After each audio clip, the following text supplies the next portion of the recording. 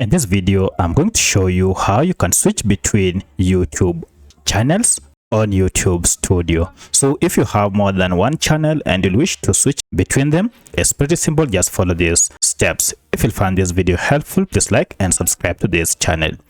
Alright, as you can see, I'm on my YouTube Studio here, and if you can't see a YouTube Studio, just go ahead and download it from App Store or Play Store and then log in with your email account you used to create your YouTube channel.